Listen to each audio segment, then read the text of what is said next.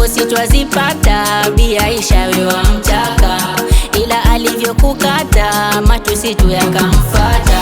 Situkiwa kwa ibada, we nyumbani wafunga madirisha, we unajimwaga mwaga na jioni wataka futurishwa. Mchana tu ukifika, we ndo kwanza unaumwa na kichwa, magonjwa yanakushika, kufunga ndo uwezi kabisa. We mwenzetu una visa, majanga